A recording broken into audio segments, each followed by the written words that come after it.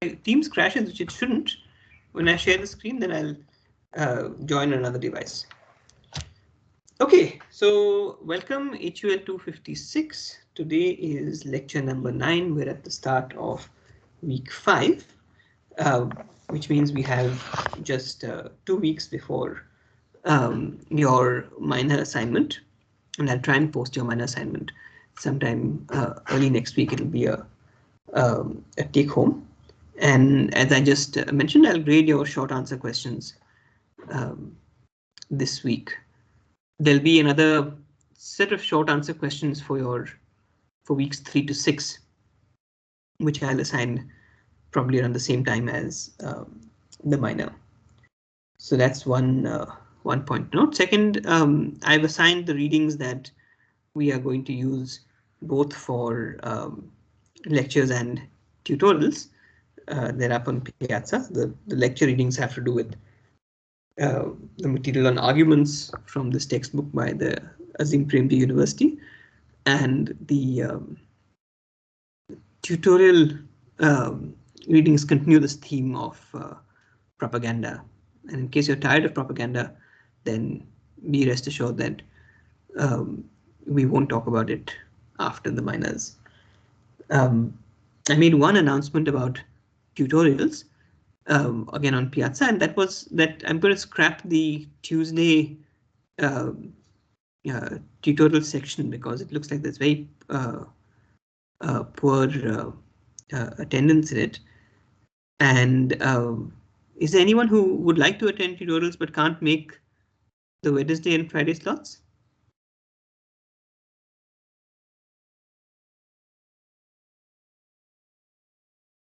No? Okay, so I'll take that as a okay. Ratnesh, you can't make either of them, huh? Yes, sir. I have in both these slots on Wednesday and on Friday classes. Okay. If you can do one thing, Ratnesh, just send me an email with what your availability is during the week, and then yes, we'll come up with and do that today so we can do this soon. Yes, sir. Yes. Anyone else apart from Ratnesh? Okay. So anyway, I'm committed to offering slots for anyone who wants to attend. So we won't. I think I'll have to scrap that slot in any case because we also have a seminar series that will start in the 6 to 7 slots. So that's another reason to stop. Maybe what we'll do is tomorrow. Let's stick to it. So we'll do 6 to 7 tomorrow, and then whoever shows up for the Tuesday slot, we can have a discussion then and fix an alternative slot. Is that okay? Yes, sir. Yeah. Okay. Fine. Okay. So last week we did two things, right? So we had this discussion about the distinction between causal and justifying reasons on the one hand, and within the context of justifying reasons, we had this discussion about epistemic and non-epistemic reasons. And really the upshot of that conversation, which we'll resume in some ways after minor 1, is that in the critical thinking mode, our question is, are our reasons for believing something, are they good epistemic reasons? Do they support the truth of what is being believed? Do they provide evidence for the truth of those beliefs? That's the question of interest to us. Questions of justification or of evidence, and of course there are many applications for this kind of claim, and the particular application we've seen is this rather extreme one of thinking about propaganda and genocide. But of course the question is much more general. And some of you raised quite deep and interesting philosophical questions in the in that class. which link to some quite famous pieces of philosophical writing that we'll discuss after the minors. The other thing that we did last week was on Thursday the talk by Sujoy Datta, right, on advertising and emotive meaning. I'm curious, what did you guys get out of that? Enjoy it? Confusing? Relevant? Irrelevant?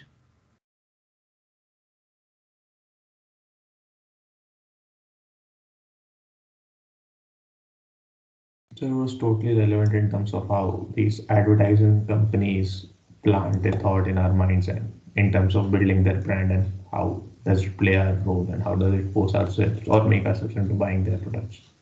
So in that perspective, yeah. And you found it enjoyable? You found it, or Yes, engaging? sir. Yeah, sir, it was interesting. Yes, And sir. yeah. Okay, anyone else? Sir, I guess it was the kind of example of if you want to catch a criminal, then you one way to approach it is to think like a criminal. So Yeah. if we want to like be like if we don't want to be affected by advertising and like stuff, then we should first look at why they are so effective and what kind of procedure happens behind a certain like advertising output. I guess it Okay. was a deep insight in that sense. Any other thoughts?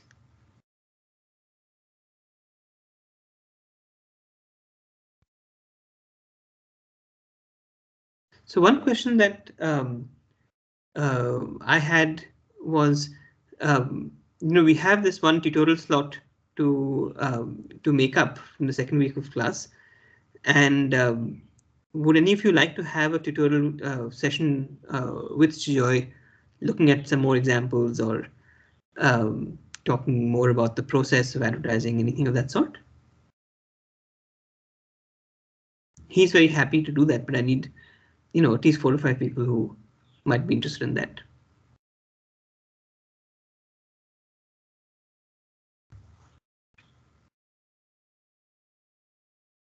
No?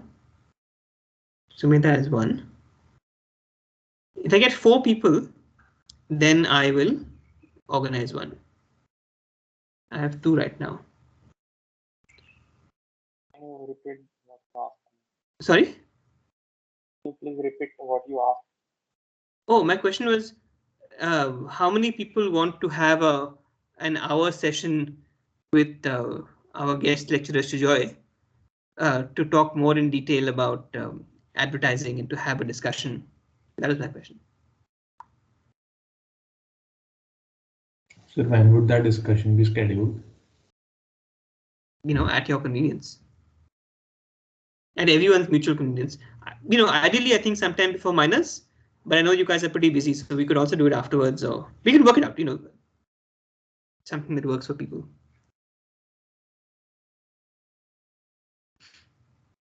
Okay, we've crossed the magic number. So great. What would you like in terms of your scheduling? I thought it should be soon because we just had the lecture. So sometime this coming week would be good, and maybe next Saturday, for instance, just for 1 hour.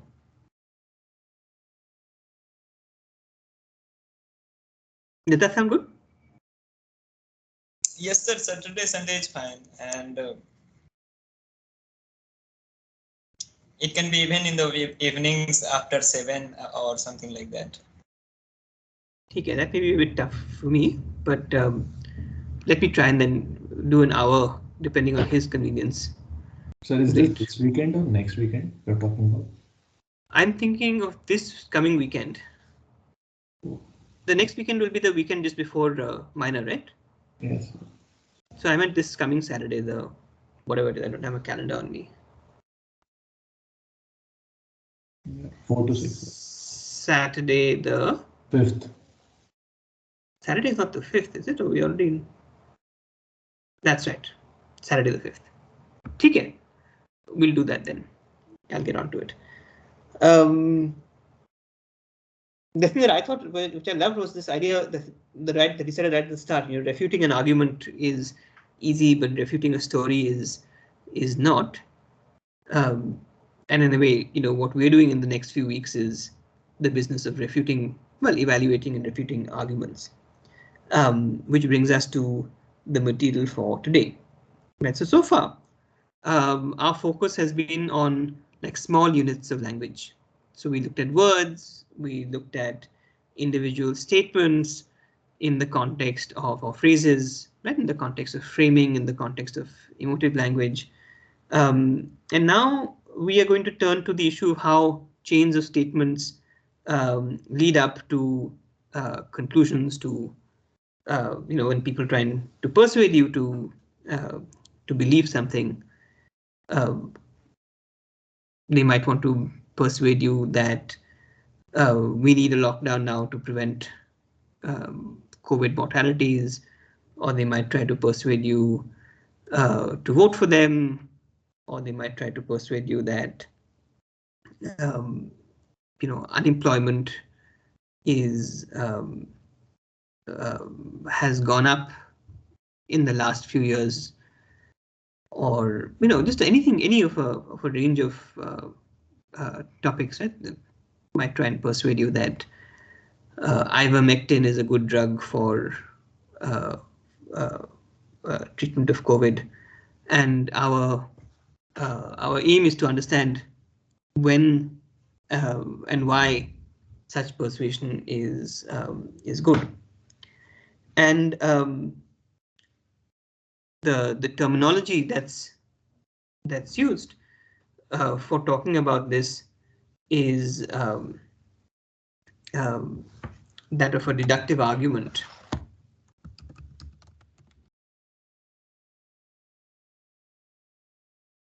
And sometimes we often use the word argument like to mean something like a fight.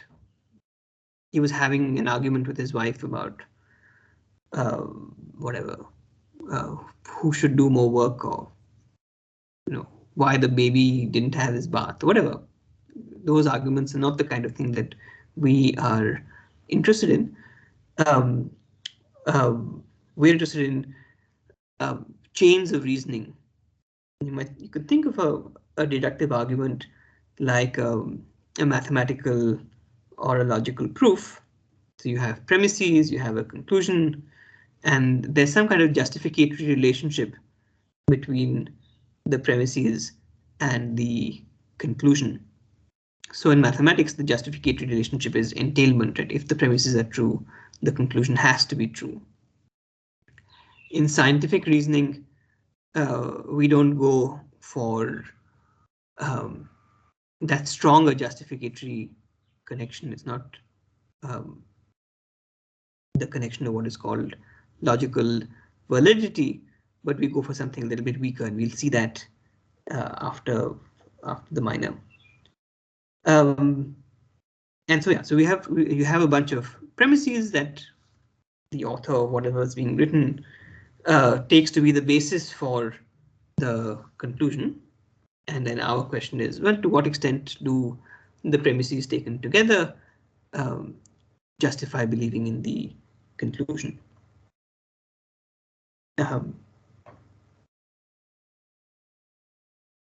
In the context we're engaged in, primarily, which will be like social and political, let's say, speeches, writings in the newspapers, manifestos,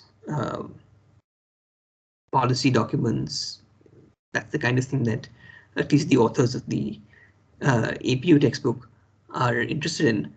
It's not as though the premises are already laid out for you. It's not like that you already have a derivation or a proof, and you have to check the steps to see if it's right. You actually have to understand from what is said, some kind of textual passage, well, what is being argued for, and what and then whether the argument in fact supports the conclusion that is being presented. So you can think of the analysis of arguments as involving really two steps. One is that of interpretation, you want to understand, well, really, what is this person trying to say? What are they trying to get at? And then you can think of the second step as the evaluation. Is what they're trying to say, do the reasons that they offer as reasons for the conclusion, in fact, back up the conclusion? And so before we get to evaluation, we have to get to interpretation. And that's the first step that we'll look at. When you see a passage, can everyone see the passage on the screen? A meatless argument? Yes, sir. Okay.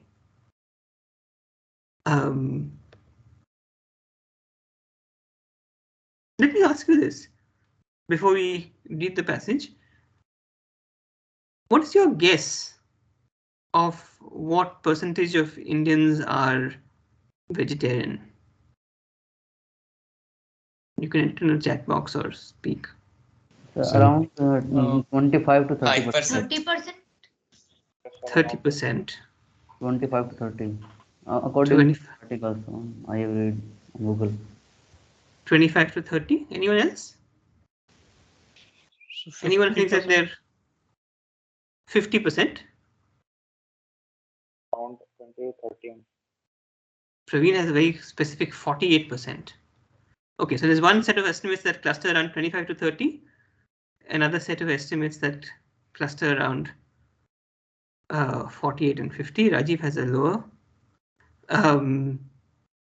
How many people on this call are vegetarian?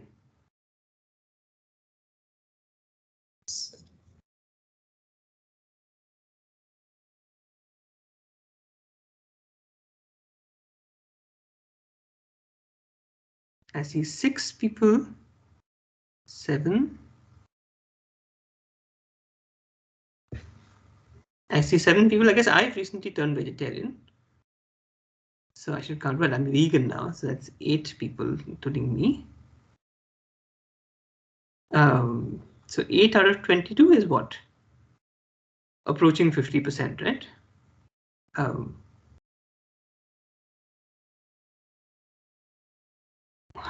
So interesting. I think, in fact, the answer is in the range of 20-25%, which means that we are maybe not representative of the country as a whole, which is interesting, and maybe it'll lead us to the passage in question. So can I have a volunteer to read out the passage? And again, I give preference to somebody who's not read before, and if there's nobody who volunteers, then I'll take a volunteer who has read before.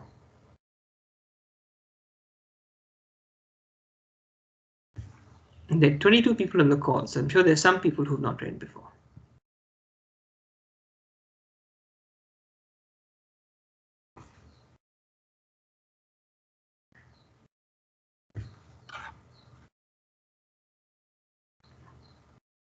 Okay, we have Ratnesh and Hemant are volunteering.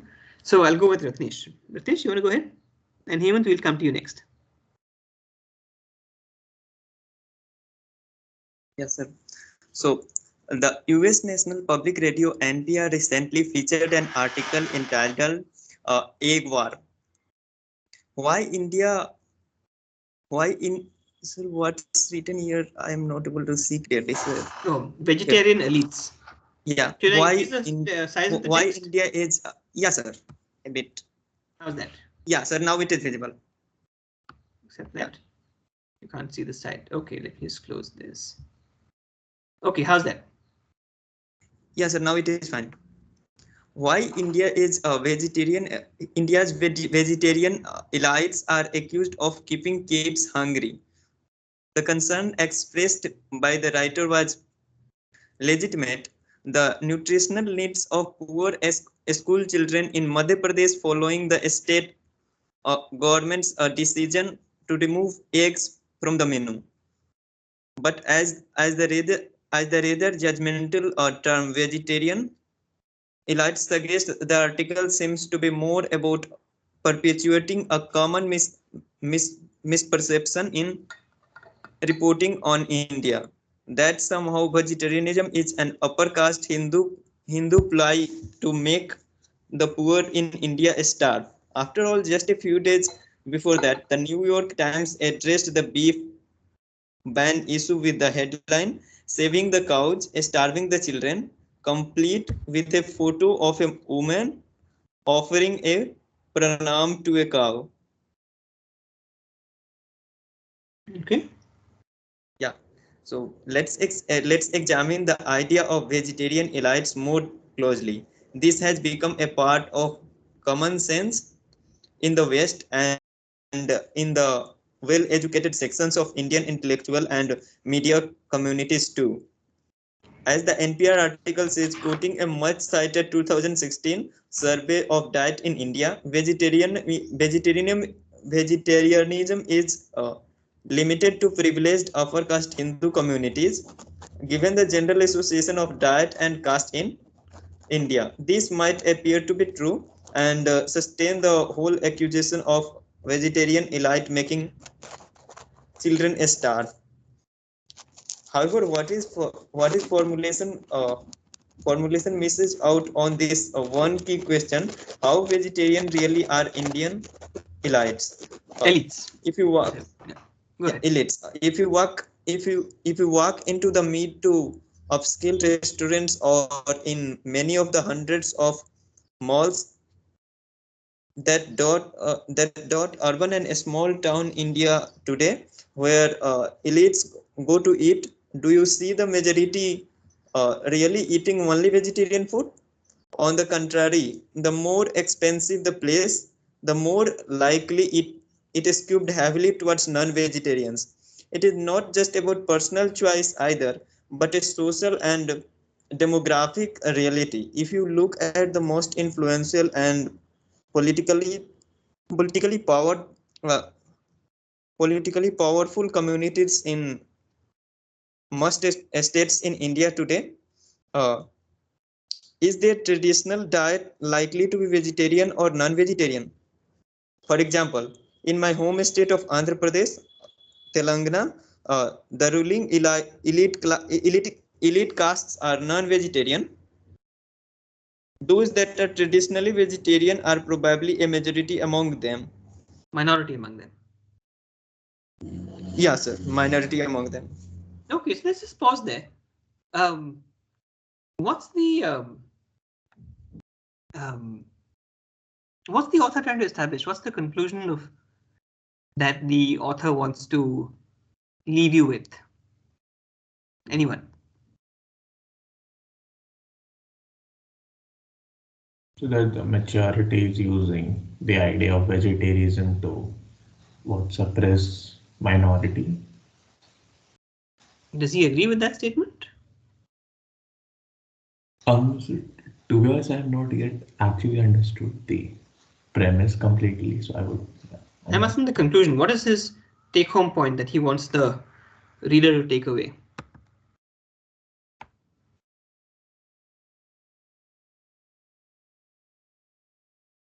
Anyone? The newspaper articles are kind of misleading and are different from the reality. Since the newspaper article and the headline include terms like vegetarian elites and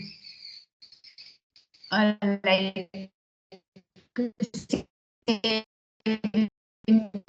I just lost your audio, Smita. starving. I lost your audio in between. Can you say again? Oh, okay. What I was saying is that the author probably wants us to know that the newspaper articles and the headlines and the terms used in them were kind of misleading and a bit different from the ground reality. Since the article mentioned terms like vegetarian elites and saving the cow, starving the children, that was the headline. But the reality is a bit different since the implications associated with the term elites is kind of of the form of oppression, like someone who is ruling over the others, and vegetarian elites implies that people who are vegetarian are kind of uh, like forcing people like they are making rules according to their preferences and not allowing others to enjoy their own preferences. That They're kind of imposing their implications. preferences. So what is this Yeah. that he specifically thinks is misleading? What is the specific claim that he thinks is misleading So and that that he the wants to people correct? who are So may I? Sure, we'll have a couple of people who's just raise your hands. Some Hang on, I missed who it was. Okay, go ahead, Piyush, and then we'll have Tanish and then Sujit. yes. So by misleading, I think the author here means that the vegetarians themselves, the vegetarian elites themselves are eating eggs and uh, stuff like that, but they are not allowing the poor people to eat that. And they are, and the thing they are using is like that. That they are making them hungry, like they are upper caste in that this vegetarianism is an upper caste Hindu ploy to make the poor people in India starve, but those vegetarian elites are themselves eating. I don't think he's. Where do you see him saying So that? it's kind of misleading. But hang on, the thing he is saying that there is this statement that other people make that is misleading, and my question was, what is he? What is he attacking? What is the statement that he's attacking as um, misleading? So Piyush, you can have So another that shot, but yeah, go how ahead. this is that how vegetarian really are Indian elites, because in the last para is he says that if you walk into a restaurant, that most of the people are most of the people like eat both of the food, not purely vegetarian. It is heavily skewed towards non-vegetarian. So it's kind of misleading that they promote being vegetarian and they themselves are not uh, like following that. Okay, so it sounds like you think that it's what's being targeted is the actual vegetarian elites because they are kind of hypocritical. That's your point. Or elites are being hypocritical. Yes, sir. Yes, sir. Okay, I don't So think they that's what he use in a wants to say, statement like but they are making people yeah. starve. Um, I don't think that's actually what he wants to get after, but let's hear from Sujit and Hemant. And I think Tanish also wanted to come in at some point. But Sujit, go ahead. So I think the original writer says here that the language he used was to say that ruling parties are vegetarian. The majority of people in India are vegetarian, and they are using vegetarianism on the other people, poor people. Okay, so that's the imposition question. Anything else? Hemant? And then Sumedha? Oh, yes, sir. Am I audible? Yeah. I think, sir, this writer is imposing that vegetarianism is only for elites. First of all, I think this is wrong. It's not only for elites. So he's resisting that, right? He's uh, Yeah, of course. I think he wants to question this statement. Vegetarianism is limited to privileged upper caste Hindu communities, right? Um, that's what he wants to challenge. For instance, if it was shown that vegetarianism was widely practiced across India, then there'd be less of uh, a concern. So if you read this sentence, and it's a complicated language is complicated, right? The article seems to be more about perpetuating a common misperception in reporting in India that somehow vegetarianism is an upper caste Hindu ploy. So he's saying the article seems to be about a common misperception. So what's the misperception he wants to um,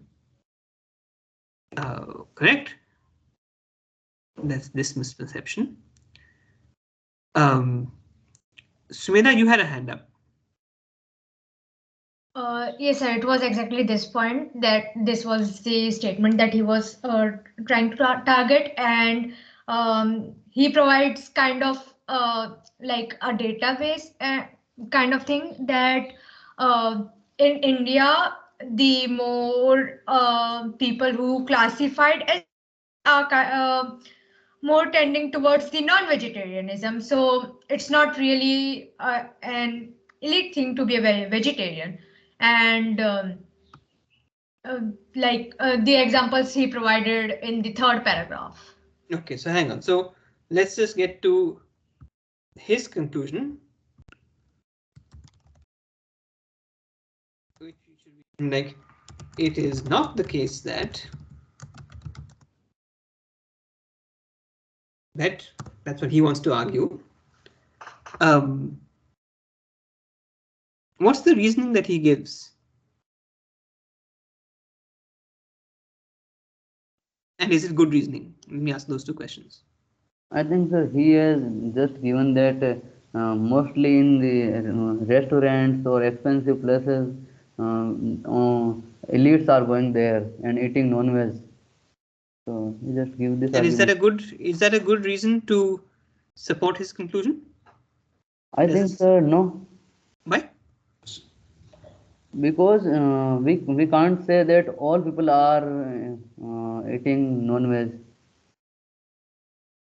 All the elite people are eating non-veg. We can't say this. Okay. Tanish, you want to come in here? Yes, sir. So I wanted to say that apart from that idea of elite people going out there and going out in restaurants and choosing to be non-veg, sir, it's more of a, as the author have mentioned in the next line, that it's not just about personal choice, but a social and demographic reality. Okay. So yeah, so it is probably, sir, given the further examples that follow of Andhra Pradesh and Telangana, sir, I think it's a good enough reason as to why a person doesn't choose to be non-veg, but because of their social and demographic factors, they become non-veg. Okay, remember the question I'm asking is, what is the reason that's being offered?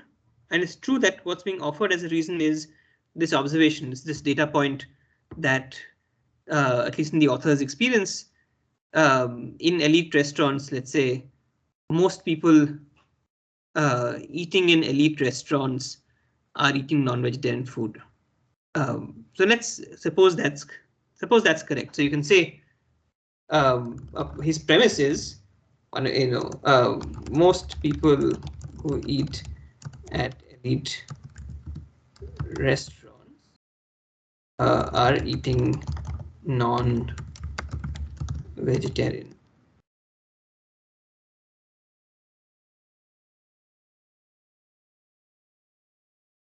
And now my question to you guys is, does the premise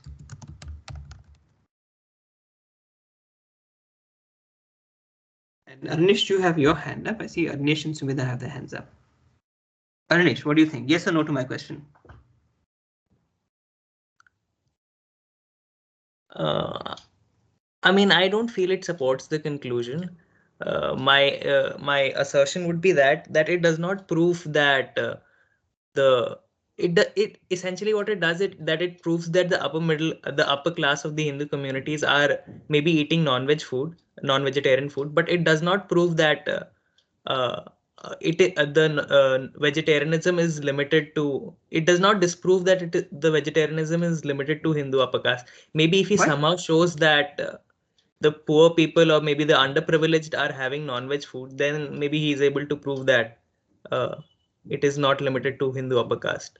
So essentially what he's doing is he's just showing that a fraction of people in the Hindu upper caste are eating non-vegetarian food, but that essentially does not prove that. It certainly doesn't prove that vegetarianism is Yes, widespread, right? limited to Hindu upper caste. It's consistent with Yes. all non-vegetarian, all non-elite people being non-vegetarian. Yeah, I mean, he has to give some assertion to disprove that in order to just build a strong basis on his belief. Maybe that's what I feel. Others can counter, obviously. Okay, Tanish and Sumida had a hand up and put it down, so I'm going to go with Tanish and then Sumida. So I would just say, since you have specifically written in the question in his experience, so since the author has clearly mentioned, has seen in his experience that the people who go to restaurant in the elite restaurants are mostly inclined towards being non-veg.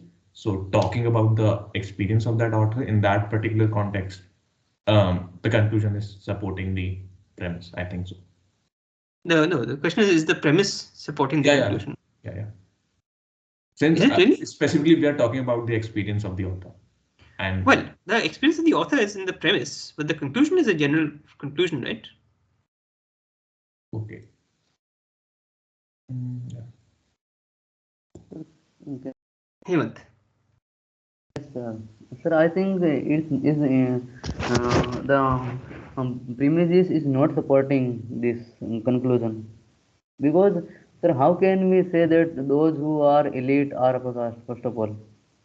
Okay, so there's a good point about even the category of elite may not Yeah. map onto. And how can we say that vegetarianism is only for elite people?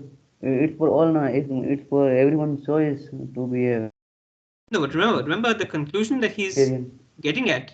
He wants to deny that vegetarianism is only a privileged upper caste thing. But just to get to the point, and maybe I'll just scroll down. I think this is the point that Arnesh was trying to make. Merely because some upper caste people are non-vegetarian, there's nothing to show that vegetarianism isn't limited to upper caste people. Right? Just because some elite people are non-vegetarian and maybe the subset of elite people who go to restaurants are non-vegetarian, doesn't say anything about the rest of the population, right? That's consistent with the rest of the population being non-vegetarian, and it's also consistent with the rest of the population being vegetarian. Does that make sense, what I just said? Yes, sir. Yep. So that's the kind of error in reasoning. Yeah, go ahead, Hemant. Sir, you are saying that because some elite here the author compares elite people with upper caste people here. So he is saying that elites are going for non-vegetarian, then it's nothing to show that vegetarianism is not limited to upper caste people. So Yeah. what does it mean? I didn't get it. I didn't understand. So the point that I'm trying to make and that the book was making is that his premise doesn't support his conclusion. Yeah. That's the point I'm trying to make. That just by that this data point doesn't show that this is false. Right? He wants to attack this perception. He thinks this is the common perception in the West about India, that vegetarian is this elite thing. And as Sumida, whoever said, look, I can't remember who, if you have that perception, then you can say that, look, this is all an imposition of your food preferences on the food preferences of non-elites. And he wants to attack that thing. And he's saying, I'm giving you a reason to show that this claim is false. And the reason he's giving is that if you go to elite restaurants, then most people who are going to elite restaurants are eating non-vegetarian food. That's his reason. And then our question is, well, is it a good reason to believe his conclusion? Sir, our answer or our answer to contradict is that we can't say about all the population, because some people are going for some people are eating non-vegetarian, so we can't say that all people are eating it. Because some elites, let's say even many elites eat non-vegetarian, doesn't show that most non-elites are vegetarian. Okay. It doesn't show that. Yeah, that's the point. Okay. Anyway, so this is a kind of example of reasoning that maybe it's not easy to, if you read it quickly, it wouldn't be easy to see that there's a problem. But again, in the critical thinking mode, the point of the next couple of weeks is to get a bit more practice on this this skill of evaluating arguments of this kind. And the first step in this skill is to look at how to identify a conclusion. I'm going to skip some aspects of section 3.1 because we've already looked at them. Let me just move on to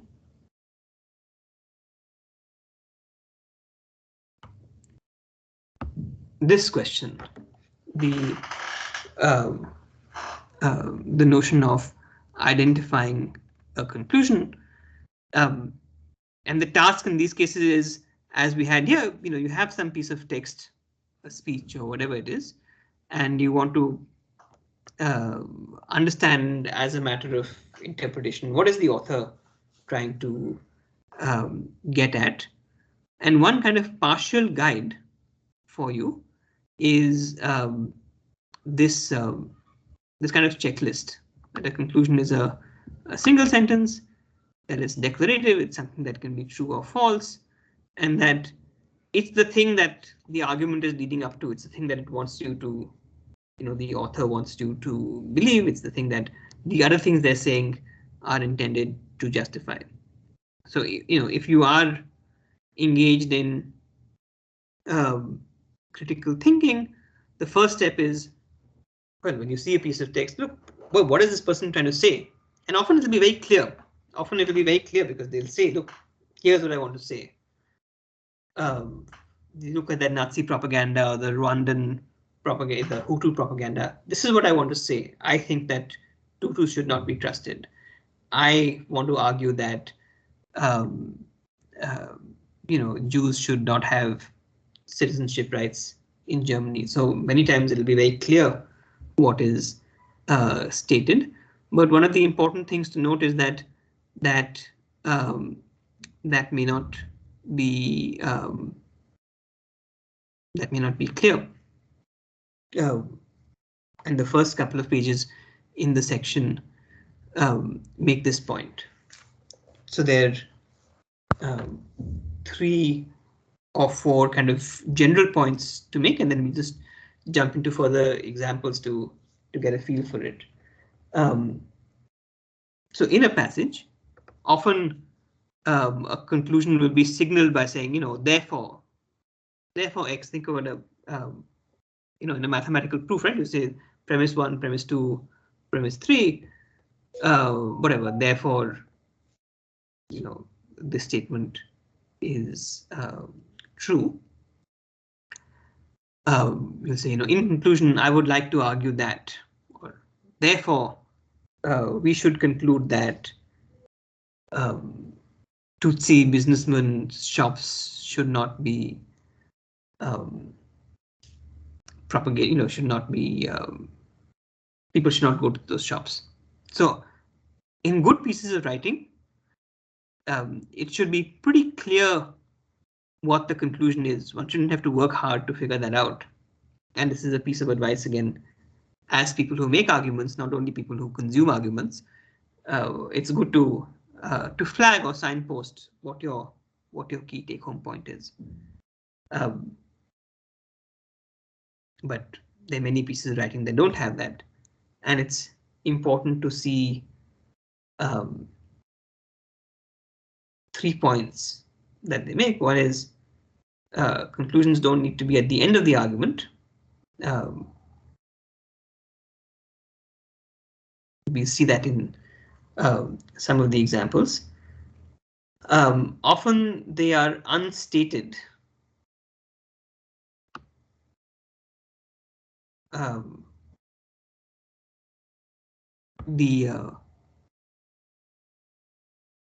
The text may imply a conclusion, but that conclusion is, we'd say, implicit in the text, or something that we have to infer from the text. So look at this example.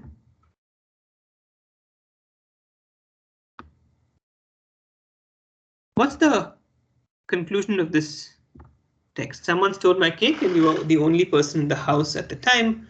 Well, Preeti was there too, but she hates cakes. What is the author trying to get at?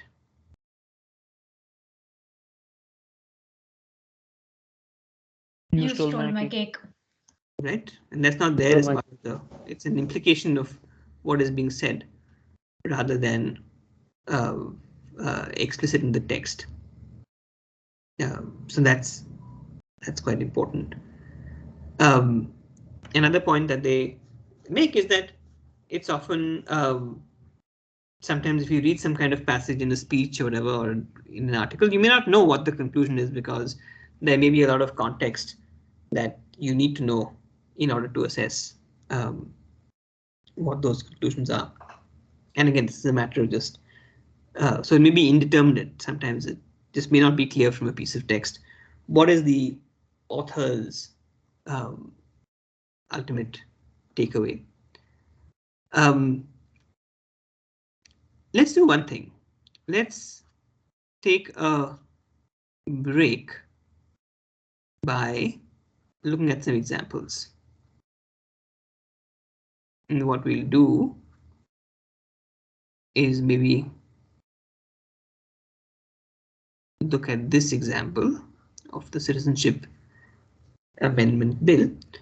What I'm going to do is let's take a 3 or 4 minute break. We'll come back at 6, and I'd like you to tell me what's the conclusion of the passage. What does the author of the passage want you to end up believing at this? So we'll come back at maybe in 5 minutes, 6:01.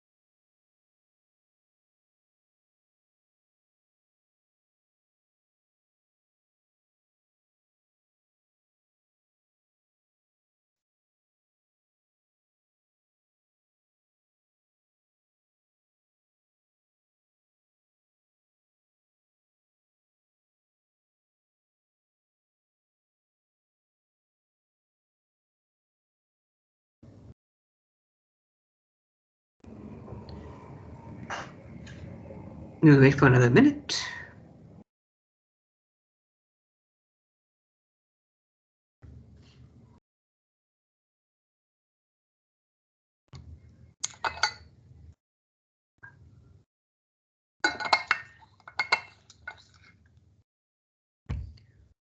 Okay, Sujit, go ahead.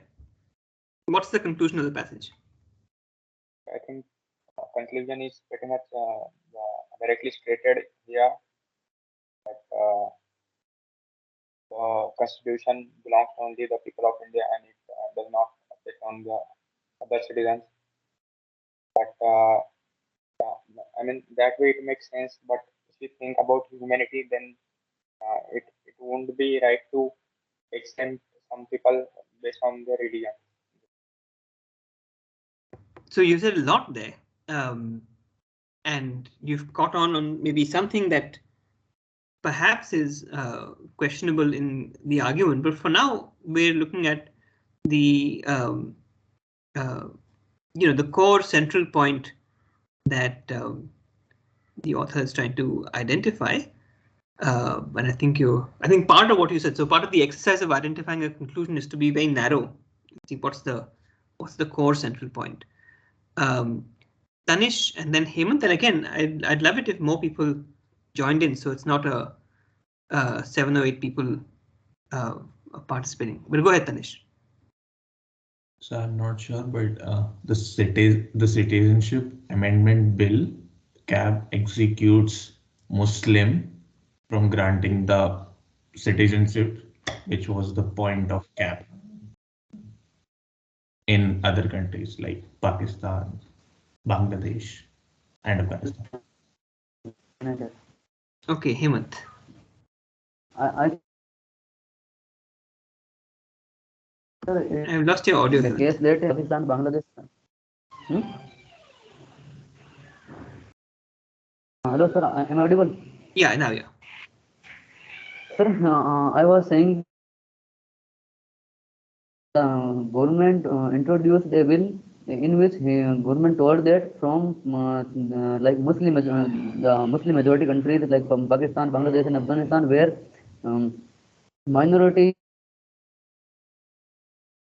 people like from Hindus, Sikhs, and Buddhists, and Isai, and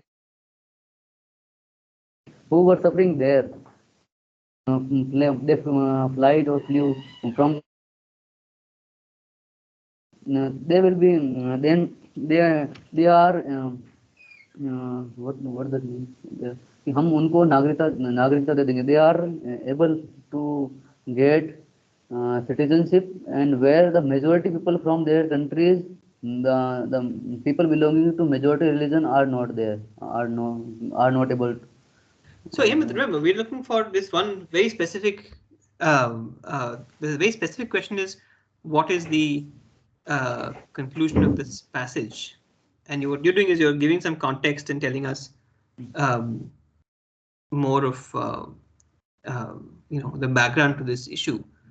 Okay, I'm going to take a couple of more people. Okay, let's do Mukul, Ratnesh, Shambhav, Yeah. and then stop. Yeah. The conclusion is just that those who have objection to this bill, they are wrong basically. Okay, so that's certainly true. That you can take away one takeaway is that when we fact. One takeaway is people who object to this bill are mistaken. You might think there's an even more specific objection is that people who object to the bill on grounds of equality, on the ground that the bill violates the right to equality, that they are mistaken.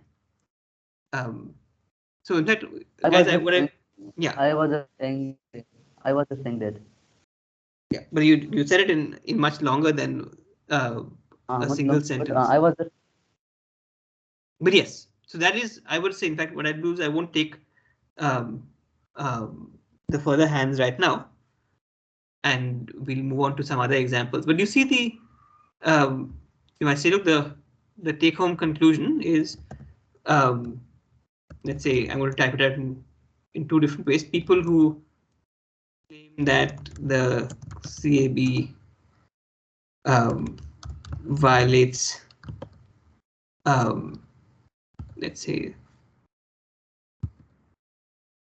the right to equality mistaken, and there's a simpler way to say it. You could just say CAB does not violate the right to equality. He offers reasons to say why he thinks that this is true, and as Sujit pointed out, that maybe it's true in a constitutional context because the constitution only applies to citizens, but it may not be true. Partly depends upon what this phrase means, the right to equality. If you interpret the right to equality as a narrow constitutional right that flows from the Indian Constitution, maybe the author is correct. If you interpret it more broadly to apply outside of the context of what the Constitution says, then maybe the author is wrong. But at this first stage, at this kind of stage of interpretation, we're not interested in whether the author is correct or not. We're interested in just finding out what is the claim that the author is trying to make. And let's see how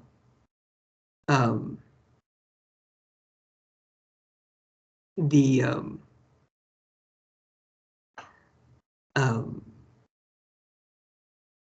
textbook works this out. They say that they're going through the passage. The first line is declarative. So remember, one of the elements of what they call a conclusion is that it should be a declarative sentence. That's a kind of technical term. A declarative sentence is essentially something that can be either true or false, can be evaluated as true or false, unlike, let's say, an order or an exclamation. And they say, look, yeah, there are declarative sentences in the passage, many of them. For instance, this one. But one of the elements, well, the most important element in a conclusion, let me go back to the beginning of this text. It's what the argument is intended to justify. So the foolproof way of looking for the conclusion in a passage is just think, look, what is the overall aim that the passage is moving towards? And when you read the whole thing, as you guys did, it looks like the thing that the passage is moving towards has to do with, he says, do these objections fall apart when examined critically? And he's making a point about the first objection about equality. So it looks like he wants to say that the objection about equality falls apart when examined critically. And that's what I think some of you, both Sujit and Hemant, were gesturing towards the same thing, as was Prahas. But Prahas was talking more about the reasoning behind this. Shambhav, you have a question. Yeah, isn't this conclusion which you've highlighted wrong? Because the authors only proven that or given examples to say that that objections to CAB on grounds of violating Article 14 are fall apart when examined critically, but there are other potentially could be other issues with the CAB which he's yet to address. So isn't this conclusion a bit too overarching? Good. It's a bit unclear, partly because we haven't seen the whole article. It looks like the passage we've seen has to do specifically with the objection about equality, whereas his stated intention seems to be more about the objections overall. sometimes there are reasonable debates one might have on looking at a passage. What is the actual conclusion? I was thinking that um, the conclusion is specific to the right to equality because we were only looking at, what's been offered is the passage on, the argument about equality. On the other hand, at least the author is intending to make a more general point, which is that all of the objections fall apart. So I think in a way I would agree with you, Shambhav. I think the better answer is the more specific answer in this context. Why would I say that? And this may be a bit confusing, so let me say it again. There are two candidates for the conclusion. The first candidate is what I just picked up. This number 1. And number 2 is the candidate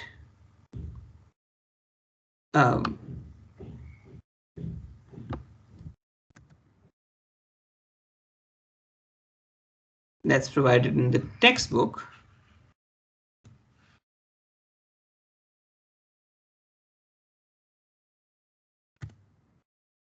And Shambhav's point was that the textbook is incorrect because the passage itself doesn't talk about anything apart from equality. That was your point, right, Shambhav? Yeah, that's yeah. Any thoughts? Would you? How many of you would agree with Shambhav that the textbook is incorrect? By the way, textbooks are often incorrect, so this is not, one shouldn't be so worried about that. I mean, can we not I mean, sorry, I didn't raise my hand. Go ahead. Hello, sir. I mean, the same analogy. Anesh, Sumedha, Hemant, yeah. The same analogy we had when we were doing that cake stealing one example. So nowhere in that sentence or maybe in that small paragraph did he mention that the cake was stolen by the person. Maybe the cake was stolen by you, but somewhere down the line he was implying that. Yeah. So maybe it's a hidden implication through this paragraph or the reading that was out there. What's the number 2 is the hidden implication? Yeah, right. Well, remember, there's nothing hidden about it because he says right. He seems to say it right here. Not actually hidden, but still, it was not clearly mentioned out there.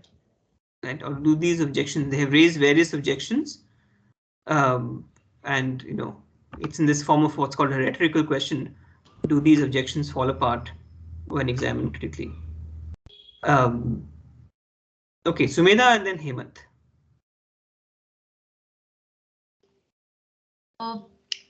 Like when we want to disprove something, then providing providing a counter example is not really enough if the statement is not universally stated. So since he only used his argument was only used to defy just one objection that they violate the right to equality, then I don't think that the generalization should be implied unless and until he answers other objections too. Okay. Hemant? Yes, what I'm saying that, sir, we can't say that this is wrong. This may be not perfect, but this is not wrong. This is little bit true. That the Article 14 is only for Indians, not for global citizens or any other country. So remember again, people. It's very important to see that our Hemant, that's I don't disagree with you there, but that's at the stage of evaluation. That's the second stage. Once you have figured out what the argument is, then you can decide, look, is the reasoning good reasoning or not?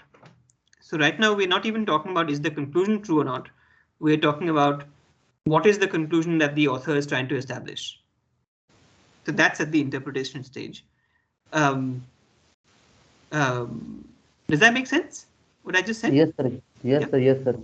Um, Sir, then, sir, the conclusion is right that which one? here. Number 1 or number 2? That is my question. What's the conclusion of the passage? I think, sir, it um, number two or I think, sir, it may be both of them. So good. I think part of what we're getting at here is that, one can state Because, sir, conclusions. in the second statement, second conclusion, objections to the CAB fall apart when examined critically. So it includes the first conclusion even, I think. That's right. It does include the first conclusion. So there's some reasons to prefer number 2. One is that, he says it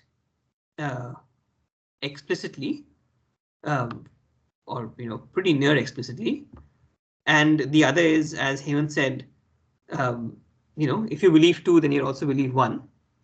On the other hand, my own preference would be to think of number 1, because the eventual aim in these, in our critical thinking exercises is to evaluate the reasoning that, comes up, that an author is trying to give.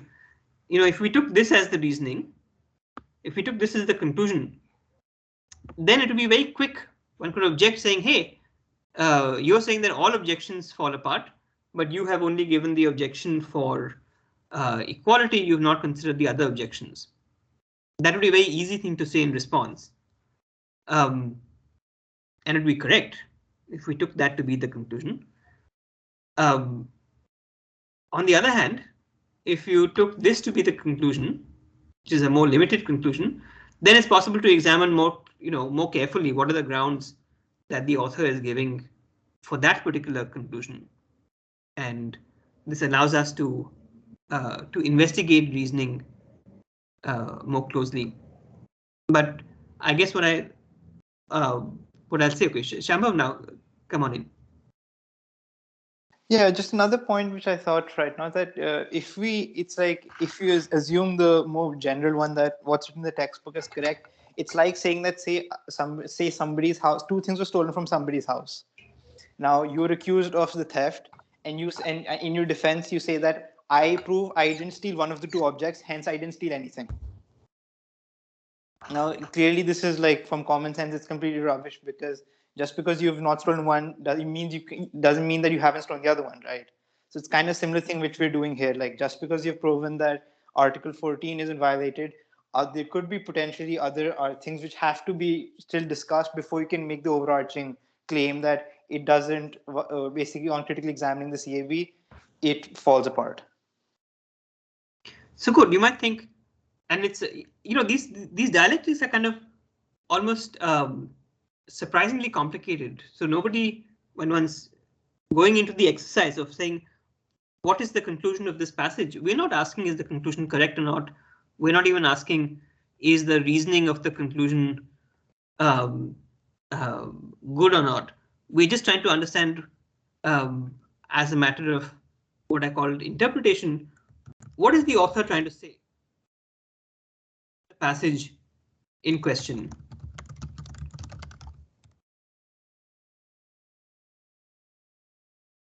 And my preference would be, like I said, for number 1, because taking that as the conclusion allows us to examine the reasoning more closely, the reasoning that's been offered to us. But there is some indeterminacy. I agree, and this is not an exact science to extract from a passage what the conclusion is. Let's take a final example and then stop. Let's see what the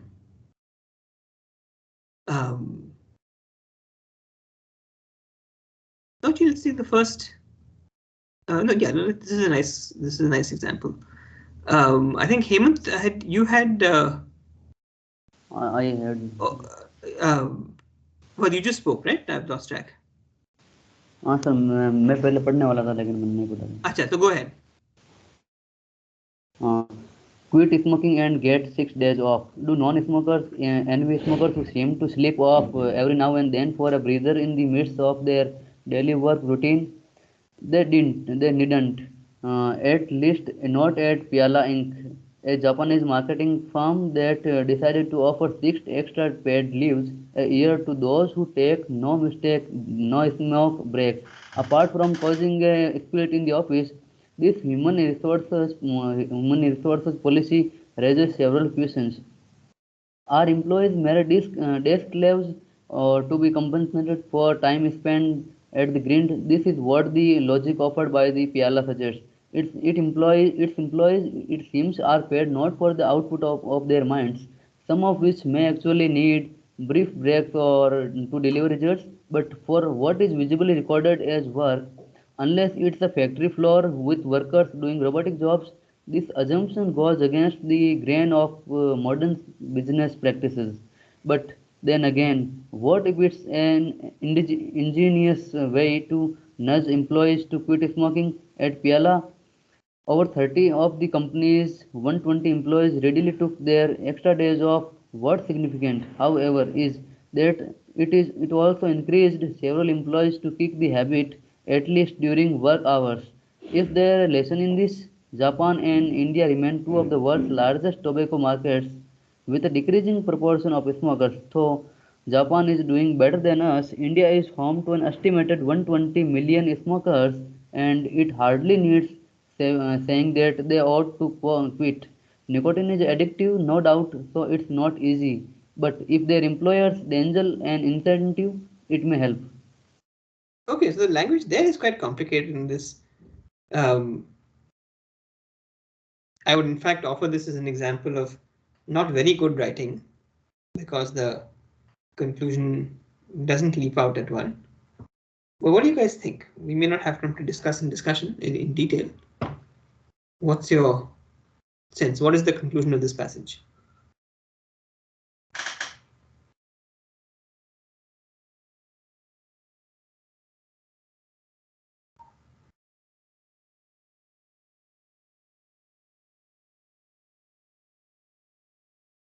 And when you answer this question, what is the conclusion of a passage? It's worth thinking about. Well, why do you think it's the conclusion? What is it that the passage is doing? What is it in the text of the passage that leads you to it?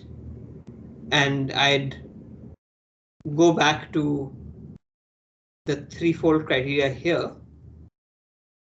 It's a single sentence, it's declarative, it's what the argument is intended to justify. So think about those three criteria, but I see that Aryan has his hand up. So Aryan, why don't you have a go?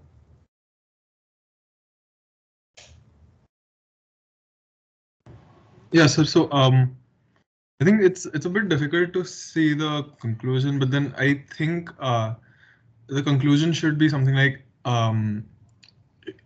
employers should incentivize their workers to kick smoking as a bad habit, because it first goes into uh, the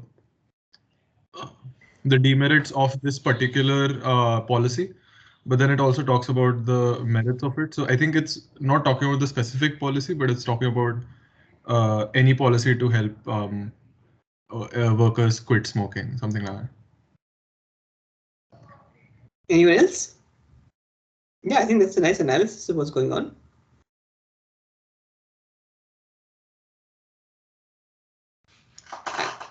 So just a comment. Okay, Sumedha, yeah, go ahead. What, Sumedha. Sumedha? I think, sir. Okay, Sumedha can say. Okay, sir. It was just a comment that the way that this the passage is the writing is framed. Like for example, when I have to describe something, then if I say something positive and then add a but, and that means that I'm actually intent towards the negative thing. But if I mention something negative first and then add a but and then the positive, then it's the implication is more towards the positive thing. So according to me, this passage, the conclusion of this passage is that although the policy at the Pyala firm makes us question what counts as work, and the legitimacy of their, like how like legitimacy of the extra paid leaves, but it is but despite that, it is overall a good policy as it has positive results. That is also my sense that the article does. By the way, you'll see this often in journalism, where people don't want to take a stand. They say, look, on the one hand, there's this problem with it. On the other hand, there's this to be said for it, and you have to read from the context and again what the argument, what it looks like it's trying to justify. What do you want? I also gleaned from it this thought that this is the turning point in the passage, right? Oh, this passage says, look, there's a problem with it, and this passage says, oh, but this is a big deal because in fact it encouraged several employees to kick the habit, and it would be a good thing for people to kick the habit, and so therefore in India this policy should be enacted. And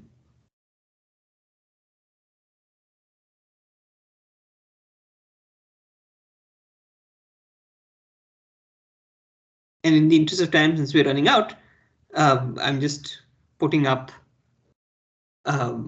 what the APU authors think. And they think that this conclusion is too strong. This interpretation is too strong because it says we aren't actually trying to adopt the policy because it's pointing out the problems. And so maybe it's arguing for something weaker. We should consider adopting the policy. We should consider adopting the policy because it has some good points in it. And that's a weaker claim than we should adopt the policy. Okay, Aryan and then Piyush, and then we'll close.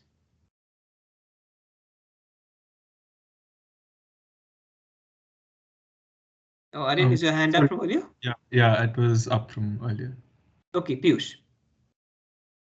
Yeah, sir. I just wanted to say that the conclusion should be like this only, that policies like these are an ingenious way to nudge the employees to quit smoking.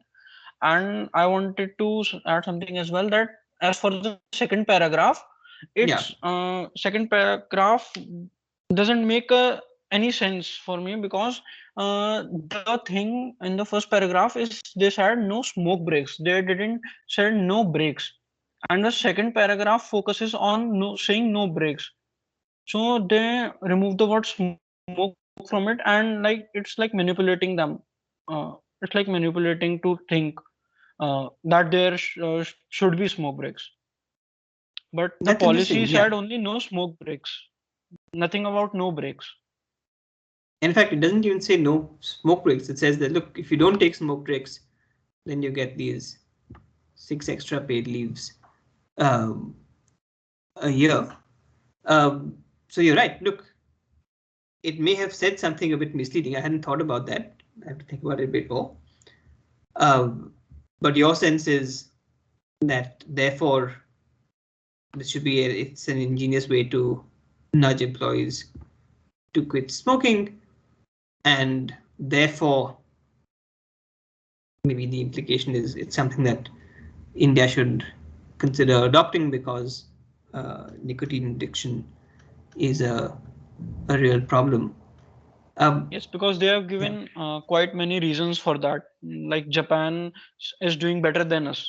So it kind of implies that because of policies like this, Japan is doing better, so we should imply them as well. So your thought is, look, the overall thrust of the passage is positively inclined towards a policy of this kind. Though it does also note that there are problems. So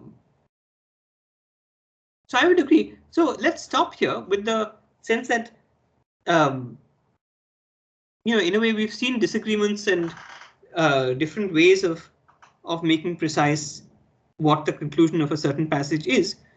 And that's okay. You've all in different ways offered reasons for thinking, look, this is what the author intends to say, or rather this is what the author intends to be the conclusion of their argument. And sometimes a bit of imprecision is okay in the sense that the author may not be so clear themselves. So, and again, to leave you with the thought that, when you write, it's good to not hedge in this kind of way and just make clear. You could say the first sentence could be, a Japanese firm has adopted a policy that India should also consider adopting. That was the first sentence. We wouldn't have this kind of doubt about what the author wants to say. So we'll stop now. Thank you. And I will see, so I'll hold tomorrow's 6 to 7 p.m. tutorial. And in that time, in that tutorial, I'd like everyone who wants to come to Tuesday tutorials to come, and then we'll work out some, an alternative time to switch it to from next week onwards. Yeah. And otherwise, I'll see you on Thursday, and I'll figure out a time also for Sujoy's tutorial. Righto. See you guys. Have a good week. Thank you, sir. Thank you, sir. Thank you, sir.